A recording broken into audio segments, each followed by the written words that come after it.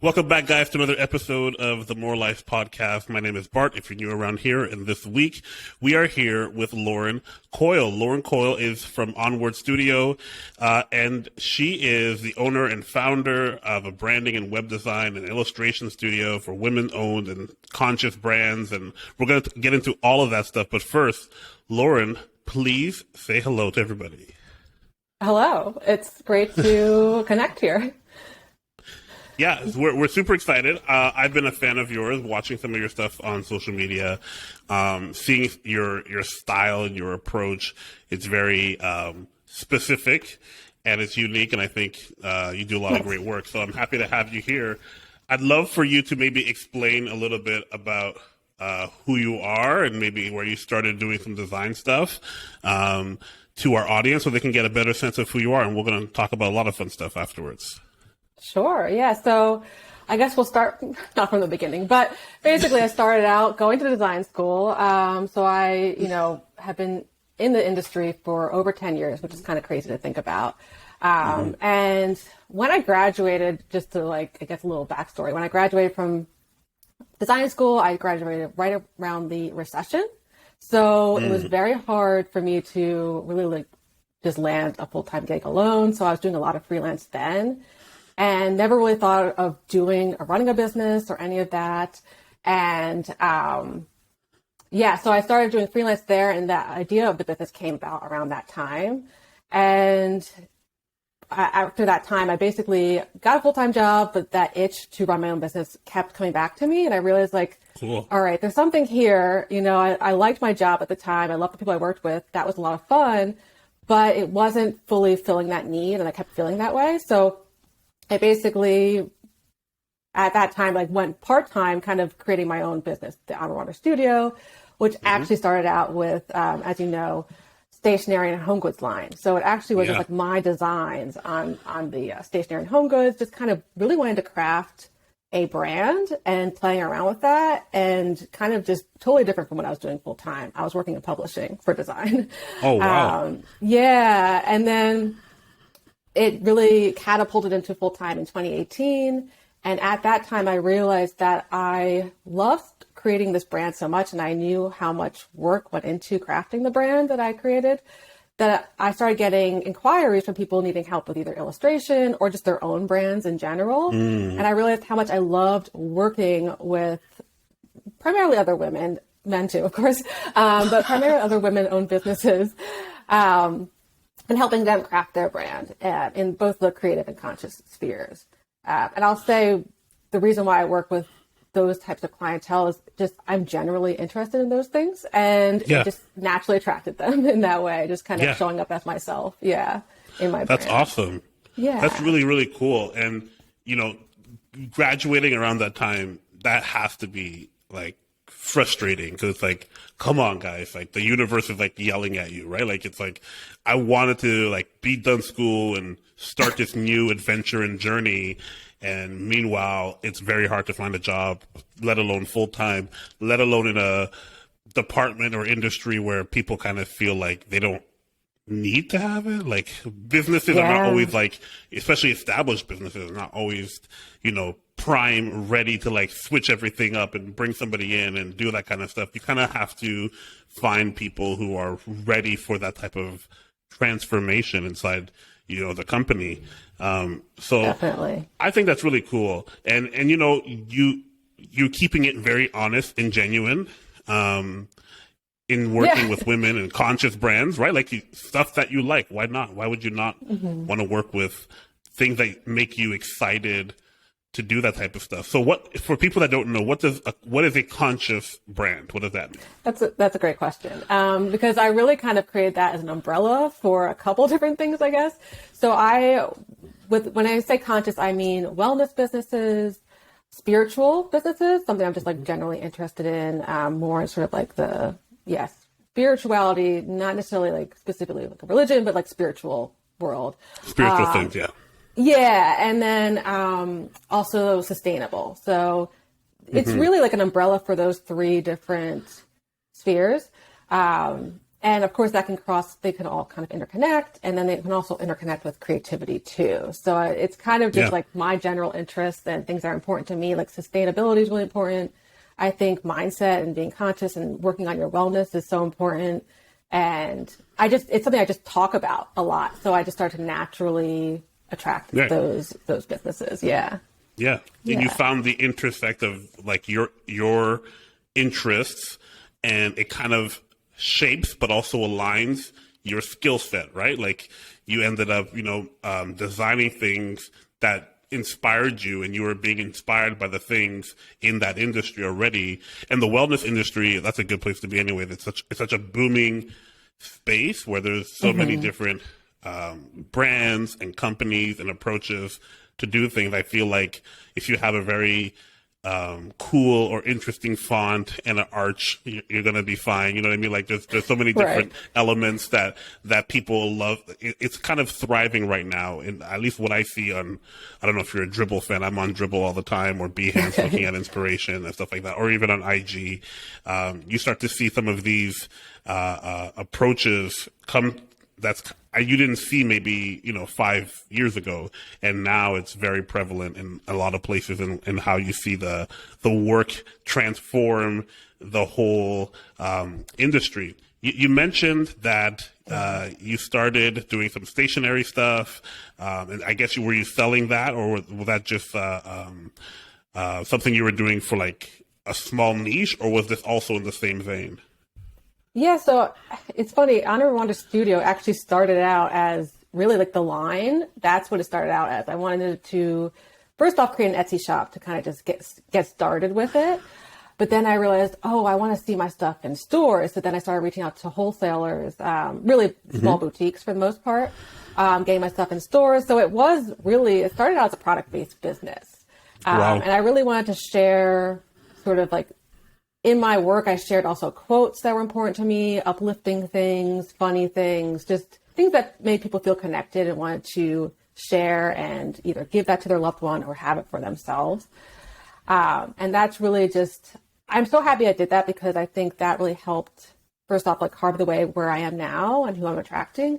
But then also it really helped me solidify my style and understand who I am, basically. It was like a big personal project. And of course I was making it into a business at the time. And that always stayed as part-time. And really my business didn't go full-time until it was around 2018, until I really switched over to services. And I decided at that time, like I was kind of going through this identity crisis where I'm like, do I want to do products or services, or do I want to do both? And I realized that I decided I didn't want to basically to be successful, at least from my experience and what I've seen in that industry of stationery and home goods, you kind of have to like get to a next level of like manufacturing and things like that. And I know you can do that. Yeah, and I know you can do that in a sustainable way, but I really was like, do I want to go all in on this, or do I want to work one-on-one with services? So it took like a year of me going back and forth and deciding, okay, I'm one person right now, and I need to just like, what do I want to focus in on? And I can always create, prints or whatever it is that I want as like a passion project or something on the side moving forward. Like I can always shift into whatever it is that feels right for me at that time. And I realized that it's okay to shift. That was something that was a big lesson for me. It was okay for me to do that and embrace that's that. cool. Just like, yeah. So I hope that I answered your question. No, you did 100%. It's always, when I read that in your bio, I was almost thrown back, because most people that have design skills start designing first. They go the service route first, and then they'll build the audience or whatever, and then they'll start releasing products. So it's very unique that you already were creative and a designer, but you chose, I want to do a product first. Because to me, a product seems like harder. Like I'm waiting for the Etsy shop to be built. I'm waiting for people to notice me, to like me, to buy this stuff in scale for it to work, and also try to get into as many local stores as I can. I feel like the entry level is much lower. So was that hard, like making that choice, or was that something you consciously were doing? It was, I think like looking back, like I was doing freelance design for people. I was working full time in graphic design. I think it was just something that was like, oh, I can just create what I want and share what I want. I think that was really what enticed me. And with that, I was like, okay, well, I see other people doing this. I don't know. I'm not a huge analytical person. I tend to just like hit the ground running and see where it goes. So that's kind of what I did. I was like, let's just see what I can do with this. I have a full-time job. Like, let's see what can happen from it. And then as I started to learn more and more, I realized like what was needed, at least from my experience with that. I'm sure other people have different experiences with the product industry. And I just decided then to pivot. But yeah, I think I was just really wanting to explore my own style. And I got really excited when I would see other shops making cool things on Etsy, following people on Instagram. And I was like, I want to do that too. And I think the freelance work I was working on at the time, like I liked it, but it wasn't fully aligned with what I was doing.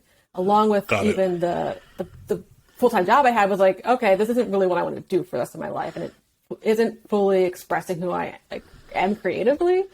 So that's, I think, what really drew me into doing that first. And yeah, I am glad I did that first, even though I decided to change. Yeah. And that's where you first used the name, I guess, Onward Wander was kind of like in the stationary home good stuff. And that's how that started. But then you kept it as the studio name. You already have amassed a following or people that recognize you. And then you started just honing it into your own design style.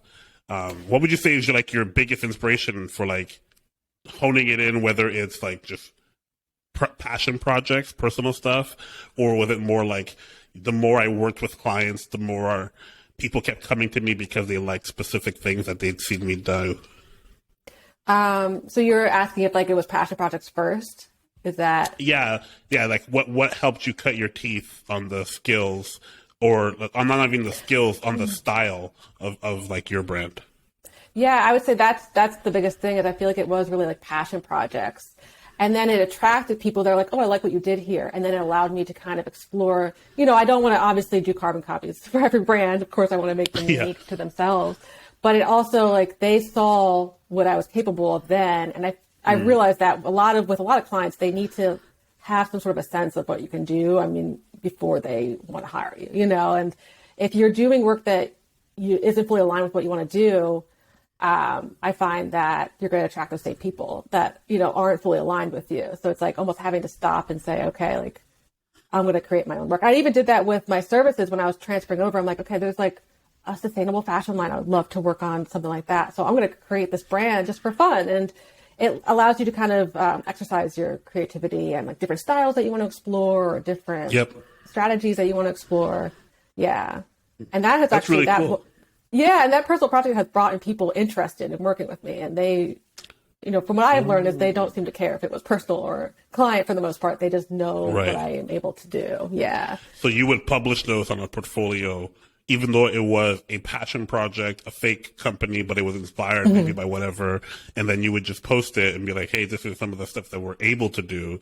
And then that way people can see, it's like, I feel like this is like super important for like photographers. Cause I've dabbled in photography. I'm not going to say I'm a photographer, but you got to see the person's style. And, I've been that person where they saw some of my previous work. We went on a shoot, we shot a bunch of photos and they were upset, based on the results. But the results were what we had spoken about. And the results were kind of like, hey, this is still, it matched. You got to hire the person. If let's say you're doing wedding photography or whatever, and they have a specific style, everyone has their own style and an editing style or even a branding style, for that whole sequence and process. So if you hire somebody, know that there is somewhat of a bias of like how they approach things. And some people have a very narrow spectrum and some people have a wider spectrum of what they can do. But either way, they got to be able to see what kind of work that, they want to actually realize in their own brand. How do you align, do brand alignment? Because I often now more than ever, we're lucky enough to be in the position to say no more often. Just more often than not, it's not because I don't like the person. I get excited by many things. No, it's great though. Yeah, it's much better. Right. But you yeah. get to select. It's nice to have the freedom. Yes. Yeah. How do you choose? How do you like, what things are you looking for? That's a good question. I feel like part of it is like a gut reaction. I'm like, ooh, I'm excited, or I'm like, something's going. Sometimes it's like, could be red flags, just to be honest. Like sometimes it's like that, like, oh, they could be cool, but something might be going on here that I might need to kind of like talk through with the client. But that's a good question. I'm trying to think of like, I think it's just really like, again, like I focused in on those types of industries because I know that's what I'm interested in. However, if like someone comes along that might not fully be like in the creative or conscious industry, even though I think when you think about it, those are big umbrellas at the end of the day. If I feel excited about it, then there's something there. I think that's really it. Like it might not be like a specific thing, but I think it's just like, if I'm like, ooh, I really like what they're up to, I'd love to learn more. Or if I'm even like, I think it's really cool, but I don't find that like what I'm going to do is really going to help them, or maybe my style isn't really going to work for them. I'd be happy to then like refer them to someone that would be more aligned with them. But I would say like, it's just like maybe mission, like what their story is, their mission, what they're looking for. And I would say general style. Like I don't do like hyper masculine, designs, but I also don't do I would say I don't even really do hyper feminine design. So it's like, it's kind of hard to really, I guess, fully articulate like what the design style is. It's like a very holistic for myself at least. Yeah, I don't even know how to describe it, but I would throw the word holistic wellness in there as well. It's very soothing, especially a lot of the work you do. It has those really great color palettes. Nothing is like screaming, right? So everything is kind of like melding together. And if you guys have not yet, you got to go check her out on IG. You'll see exactly what I'm talking about. There's nothing like a bright orange like what I'm wearing right now that's like really loud and taking all the attention. It's more like things that kind of work together. But yeah, that takes time. That takes practice. Being able to figure out your own style. Right now in your business, is it just you as a design studio, or is this something that has grown beyond you, or are you trying to keeping it as simple as possible? Yeah, right now it is pretty much just me. Sometimes I will partner up with copywriters, web developers, things like that. Like I'll partner up with people for a project. However, for the most part, it is just me. Sometimes I will actually say we. And when I say we, it's almost like my own mental health. I need to separate myself from my business and allow myself on a Wander Studio to be its own entity, and then for myself to be my own entity as more. And so sometimes I'll say that even, and the joke I even have in my head now is that I am an S Corp, so I technically pay myself. So my business pays me. And so like we're separate. It's fine. But it's just me pretty much for the most part. And it would be nice to like hire on some support. Maybe I'm thinking possibly next year, but I also don't know how much I want to like be focusing in on like growing an agency at this time. I think I really just am happy with where I am. But finding a little extra support, especially for those busy seasons, would be nice. So that's something that I'm thinking over. I 100% agree that running an agency is a lot of work. We're in the throes of it right now. Like we're knee deep, and at the same time, even myself, even though there are other people who are involved in this business, I'm learning as I've been going in the last couple of years on how to separate the home stuff and the work stuff, and just, be more present, be more happy with life. Because sometimes when you're a freelancer, you're wearing all the hats, or even when you're just starting out as an agency owner, whatever it is, you and the business become like so close, and the stress of the business ends up permeating in every part of your life. And that can only last for so long. Everyone has different barriers, but that can only last so long before you feel overwhelmed or it stops being fun, and, things start to take the wrong turn, of course, and it can be a little bit more challenging to find the joy in doing that work, because now it becomes about all the negative stuff about the work, whether it's payroll or acquisition. How do I find new clients or lead generation, all this different type of things and running a business. And meanwhile, I'm like, where is the time for me, for Bart, to be happy, to be inspired, to be present? All those things really matter. And I feel like especially the last year with the pandemic, people have to like take special time out and kind of keep themselves centered, because it can get very crazy or stressful very easily. How did the business morph through the pandemic time with you? Yeah, that's a great question. There's some really great points too, because I just think that is so important. Like, I have to stop and realize, like, again, I'm not my business completely, and allow myself to have that. Yeah, and have that time for your like enjoyment so you can create better. Like, I realize like I need to step away from my business sometimes so that I can do better work, and feel inspired and be excited, and I think that's a huge thing. I was like, like being a business owner, it's like you did it for a reason. But with that being said, so that was an interesting year, because I left my full-time job in 2018 around the end of that year, like around September, fall, around that time. So I was kind of just like ramping things up in 2019, like working on getting clients, like really focusing on that. And then 2020 came and I'm like, okay, this is my year, this is a big year. And then that happened. And the one thing that I found really interesting was my mindset was strong at that point, which was good, because I think having a strong mindset is so important in your business, right? Like, you have to really have faith in what's going on, and in yourself too, and making it work. And when things started to shut down, and when businesses were like scared basically of what was going to happen, I was like, everything's going to work out. Like, I have the tools in place. I'm not going to say like it's all over. And I just decided to keep going, and things were working out. Like, luckily enough, I don't know if you experienced this, but more and more people needed websites, because they're like, okay, I'm going to try and start this business. I'm going to try this thing. I have time now. So it was actually a really great year for me overall, which was it was fortunate, because I know not every business experienced that too. I know certain like event businesses, or even like photography, like certain industries had a harder time. I do understand that. But I knew that I was like, I'm going to figure this out and problem solve if something comes up where I realize clients aren't coming my way at this time, and kind of always having like that sort of innovative mindset of like, what can I do if something isn't working? Yeah. I think it's there's a lot going on in the world. Like, you're in the States, I'm in Canada, but in both places, more and more people are looking to start their own businesses. More and more people are opting not to go back to the regular 9 to 5, whether it's not sustainable or affordable living wages or anything like that.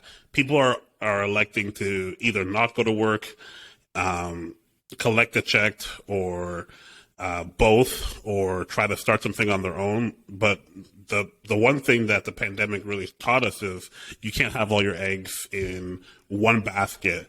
Now, we're lucky enough to be a little bit ahead of the curve. First of all, it's a digital business. You don't have to have a physical studio. You don't have to have anything other than like a laptop, maybe an iPad or a pen to draw something, right? So we're very fortunate that way. But a lot of businesses have really come up in the last little bit. Like you said, 2020 was a very good year for our business. We surpassed by leaps and bounds what happened in 2019.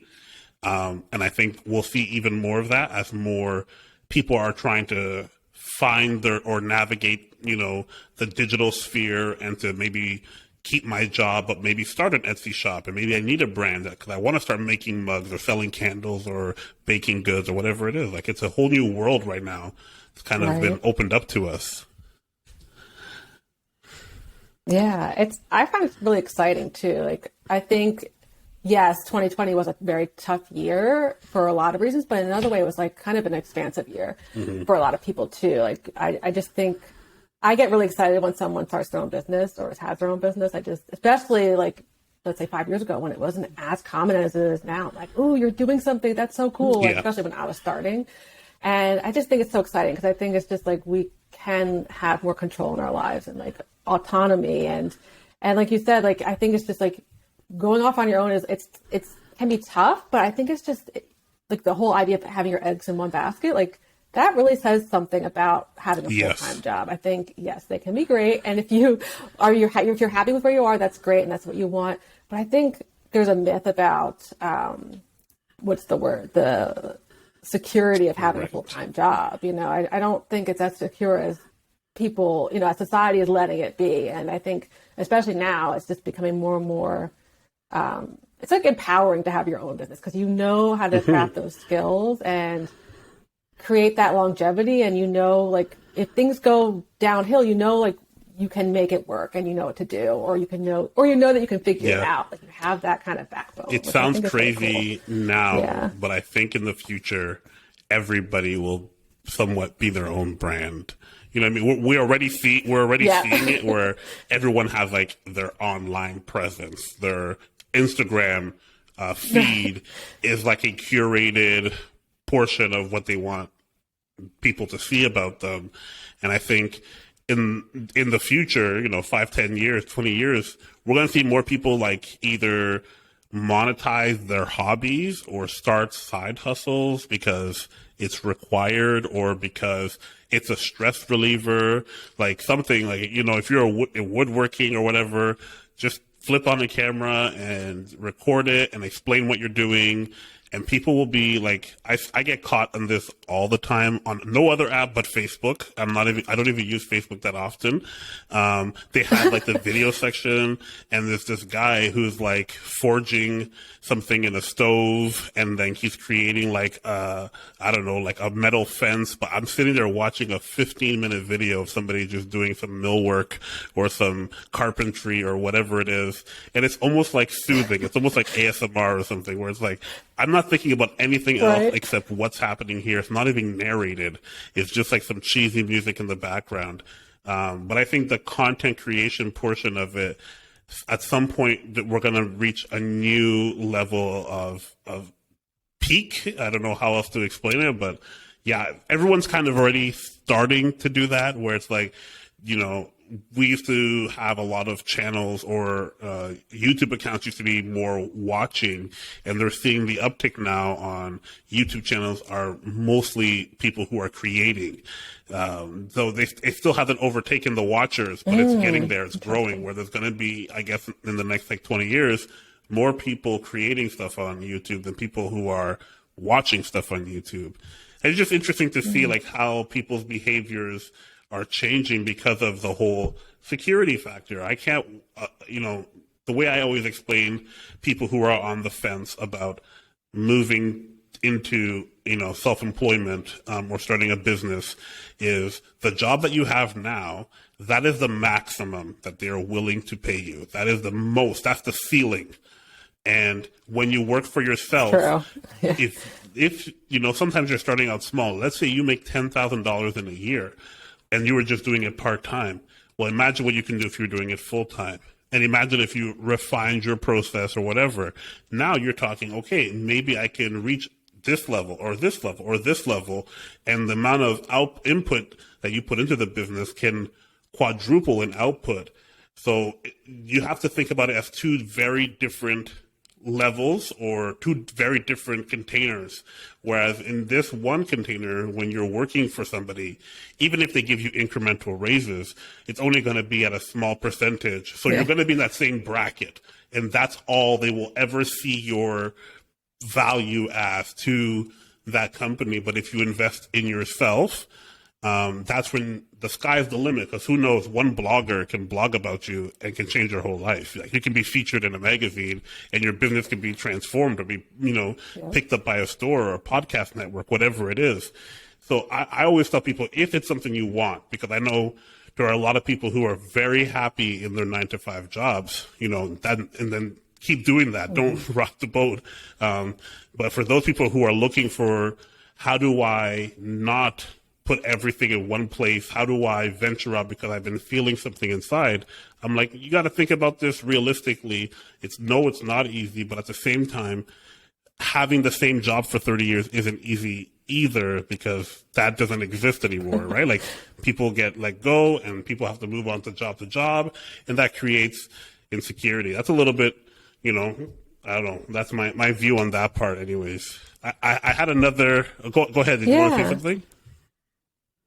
Oh, I was gonna say I feel like you're also kind of like at the mercy of the owner, like of the CEO, whoever that is holding your job. Like it's up to them. I mean, there are a lot of great bosses out there, but a lot of ones that just they can let you go very quickly, and it's like I don't know. It's just then you have to kind of get on your feet again. And a lot of times, I feel like people that work full time jobs, you're not used to like looking for new businesses to work with. You're not used to a lot of that stuff. So again, it's like that cultivating of skills and, usually works out for people if that's what they want. Like, I think it's perfectly fine, like, and great. Like some people are like, I don't want to work for myself. I'm like, I understand it's hard. Like it's not the easy road, but I think in a way it's like, if you want to work for yourself, you can definitely do it, and you should.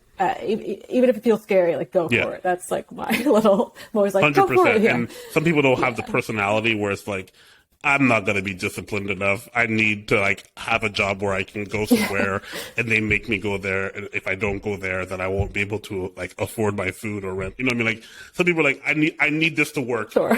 I need this to be in a box, and then I go to this and I do that. And other people are kind of like, hey, I think I can be my own boss, and I think that, in my personal opinion, I'm not going to tell everyone what to do. Everybody should have some type of side job, like everybody. Yeah, and even if it's so, yeah, I think it's. I was going to say even if it's a passion project, even if it's just like a hobby that you do, that you register a business and never talk about it again, but have that locked in. You should lock something in on the side. Yeah, no, definitely. I feel like it's just like it's expansive for the person. Like it's just like it's just like a great tool for you to have as a person, and just like it empowers you, even if you don't do anything with it. You might decide you want to. Speaking of empowerment, one of the things that you, I guess, seek to support and empower is women, and there's a bit of like a movement. Or I don't even know if it's a movement. It just is now. I guess it was a movement, or it might be a movement still. I don't know. But there's so much in this space of women empowerment, championing women being bold enough to like have their own ideas, do their own thing, and almost create their own economy of resources. Women helping women, women supporting women, and it's kind of. I guess it was a movement, and it's kind of grown so big that now it just is. There is this women empowerment that when you think of like CEOs and girl bosses and whatever else Instagram calls it. How do you seek to support women who are looking to, I don't know, maybe take their first step or looking to launch something? Because there is a bit of this economy that it's kind of, you scratch my back, I scratch your back. Yeah. No, definitely. And I mean, I will say, like, just a side note, like me starting my business, it was like 5+ years ago. The resources it's astronomical, like how they are available now. And I'm like, I wish I had this, when I was starting out. If I graduated college and it was 2021 or 2020, maybe I would have just went right into like running my own business, honestly. But yeah, I would say, I mean, for people that are really starting out, I understand there's like, everyone's in a different place. Like some people have a full-time job and they can make investments into like courses and things like that. And they can dive in or they can also do DIY and bootstrap and things like that. Nowadays there's so many resources that like, if for some reason you are just starting and you're scared to like invest in like, let's say a business coach, like that was something that really helped me. Just a side note, like when I basically left my full-time job, around that time I had a business coach, and it wasn't the biggest investment I ever did at the time, and it was scary, but I'm so glad I did, because it really also helped me like level up and take what I was doing really seriously. I left my job, and it just gave me those tools that I needed to move forward. And I still have coaches now and I'm in programs because I think it just, for me, it really helps. But with that being said, I feel like just even being in the community, like being around other like-minded, It could be anyone, men or women. But for me, I just found there is like, you're right, there is a community of women that are like supporting women for sure. And that's also why I think I work with a lot of women-owned businesses, because I'm in that community so much.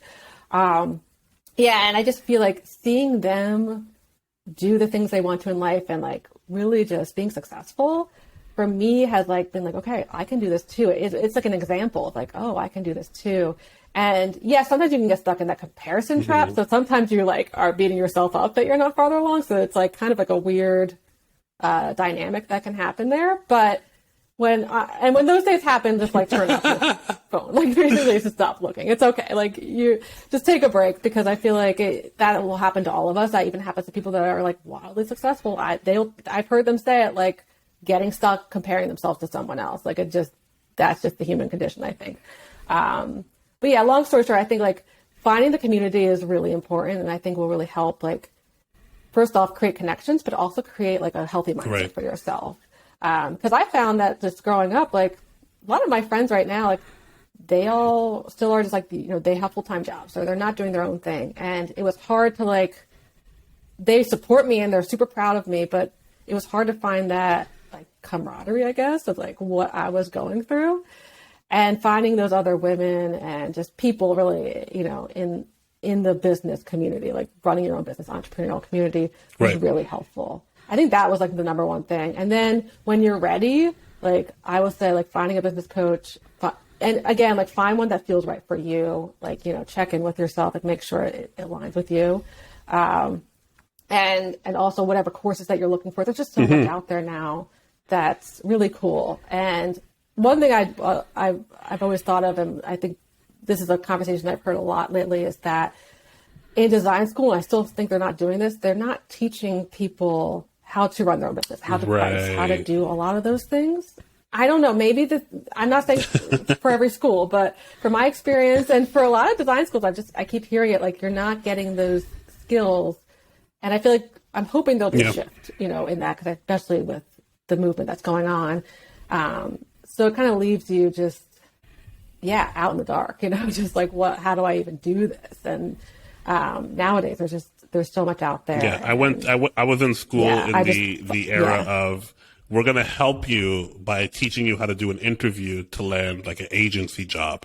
And that was kind of like the only non-design training we received was, here's how you set up a like portfolio. I mean, like in olden days, a printed document, Me too. I had that. Yeah. We had like I still actually have it. It's this crazy old, it looks like a suitcase. It looks like this like very fancy suitcase, and it's heavy. And my fiance's like, what is that? I still have it. It's like in my house, which is funny, but I do not use it. This funny little thing called the internet. It kind of just rocked that whole thing out of nowhere. That whole women economy, I don't know why I'm fascinated by it. I'm also slightly jealous of it because I'm a man, and men seem to assume dominance in any industry that or sphere that we tend to be in. There is not the community aspect.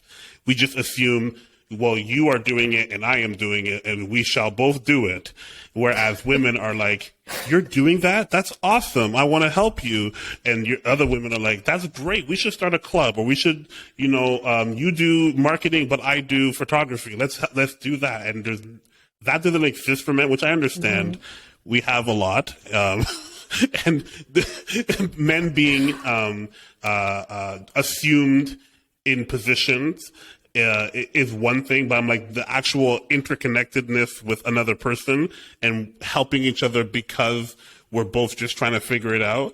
I think that's very unique to the women experience rather than to the male experience. Yeah, that's actually really interesting, because I've thought about that before. I'm like, okay, I'm in this world and it's a lot of women, which is great. And I think it's amazing that that's happening. I'm like, I know there's a lot, I have like friends. I know there's a lot of guys out there that are doing their own thing, but I'm like, is there a community? I've actually wondered that myself, because, I'm just not really in that community. If it would never be, called that. It would just be called like, let's say like, I know you do Show It. So it would be called like, Show It Facebook group for designers. It would never be Right. show it Facebook group for men. Very technical. It'd be like the men of the show it. It'd be like, Right. Yeah. the men of show it. What's going on right now? You know what I mean? So Yeah, that's what I mean by yeah. it's an assumed presence. We build these things assuming that other men will just be there, whereas women create Right. communities based on the fact that you are a woman. And that's the part that I think that makes, I guess, me jealous, because especially on Instagram, I feel Instagram is a very, at least my algorithm, Instagram is a very female app. Maybe it's people that I follow, or maybe it's the algorithm telling me something, but even like my own following, it's like 70% women. Like all the things that I like and I see and I interesting. follow, if I type in because we were hiring a social media manager, if I type in social media manager in the Explorer and I'm looking at accounts, I gotta look really closely to find a guy. It's pretty much all women, especially in the design space. The way women approach things versus how men approach things. Women are very confident in putting themselves within the brand, speaking about it, being teachers and educators. I feel like if you try to find somebody who's a guy who's doing it, who actually has really cool presence and great work, you're going to be on LinkedIn looking at a webinar where it's going to be like a class or, you know, a live on IG, and it'll be more approachable. Is I guess the only way that I can picture the two difference between the two of them. It's very unique. I spend a lot of time thinking about this. I've talked about this extensively with lots of people, 'cause I'm like, there is a difference. I can't pinpoint it, but it's very, very unique in how people approach the artistry side of it, like, and how they approach the marketing side of it as well. I got a question. Yeah, go ahead. Yeah, That's go really ahead. interesting because, oh yeah, I was just saying it's interesting because I always feel like I was just like, oh, well, I'm just like this, just like the algorithm for me. Like it's like 80. I think it's like 80 something percent women and 20% men that follow me, and I'm like, oh, well, that's just because I'm attracting them. But I never thought of it as Instagram probably does, especially in that like business community, design community. Maybe there's just more women showing up there for whatever reason. We hired this year 3 different contractors to work on our team. And at the end of it, I'm like, man, I got to hire a guy just to even some things out. Cause I can't get, and I was putting resumes on Indeed and on LinkedIn, collecting resumes, and it was all female, all white. And I was like, man, we got to find somebody that's maybe a guy, like maybe they shake things up. I'm happy now that our team is pretty diverse, but You're crazy. The resumes that were coming, I'm just like, wow, okay, cool, very girly. I'm like, is that the image that I'm portraying, or is that the image that the brand is portraying? Right. That it's a female-based company, but it's just super unique stuff when you look at the data, you look at the information. I feel Instagram is like very female, like it's a girl-dominated world, and that's not a bad thing. Just it helps you understand it more a little bit. Yeah, that's really interesting. Yeah, it's funny because like if I look at my fiance's Instagram, it's very different than like mine because he's not, he's just in a different world. He complains about the weird ads he gets. I'm like, my ads are great. They almost creep me out because they're so in line with what I'm looking for. So it's interesting. I think I have really just because it's the design world, I'm in like a different Instagram loop, and your husband's probably not looking up like business and design and artistry and creative, and it's just a different world. He likes creativity, but it's just like different, or like he skateboards, so like he's like more like it's like that world, so it's a little bit different. Where like it's just definitely different, a totally different feed. It's like comical, So I'm like the only designer that he follows, so like a woman like that, in that way. That's cool though. Do you do? It is. Marketing strategy as well, or do you just strictly do like I do design and web design?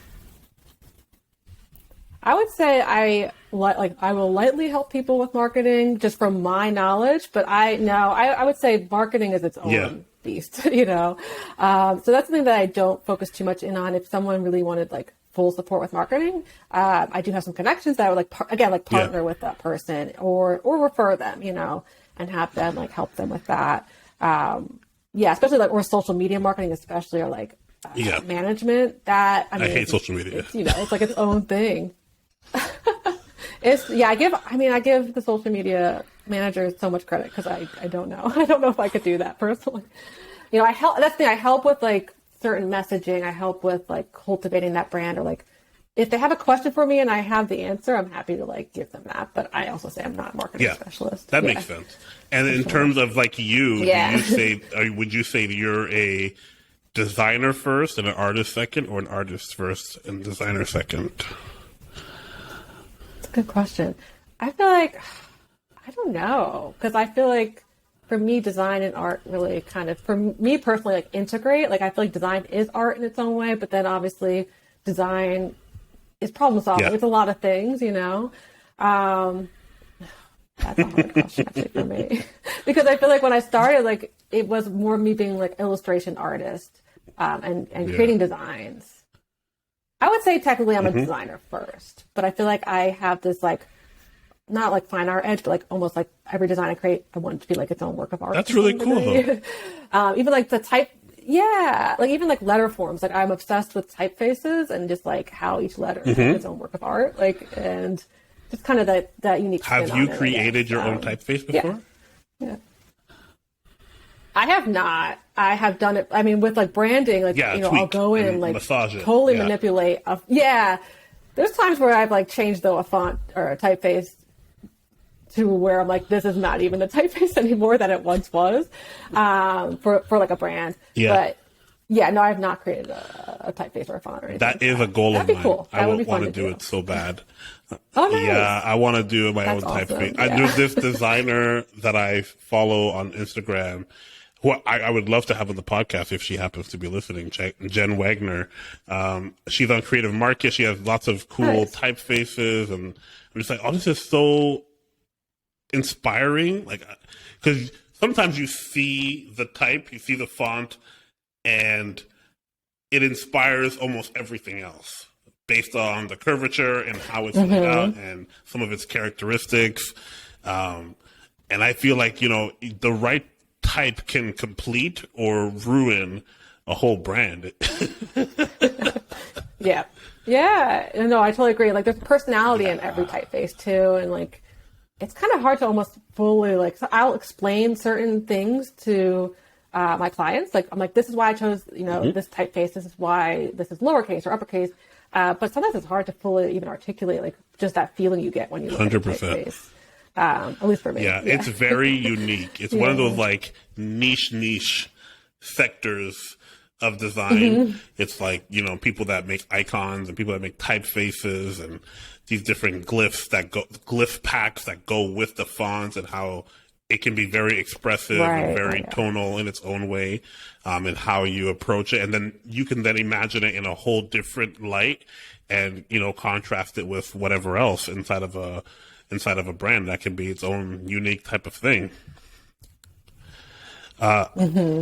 Yeah, no. Lauren, thank you for everyone who's been listening, because I know there's a delay between what you're saying and what I'm hearing, but I can see your mouth move and then I hear it after. Oh, really? That's why we keep like stepping on each other's toes a little bit. It's all good though. Oh no.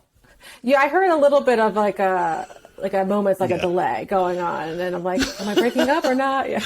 No, it's all good. It's all good. I want to thank you for being on. I feel like you provided lots of inspiration for people that are creative entrepreneurs or want to be creative entrepreneurs. Where can people find your work? Where can people find you online? Yeah.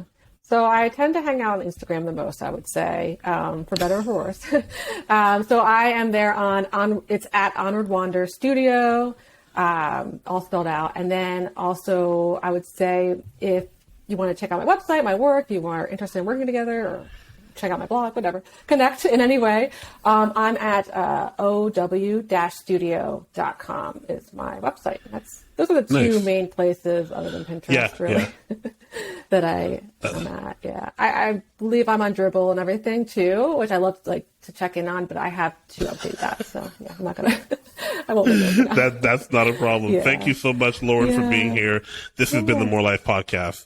Thanks, guys.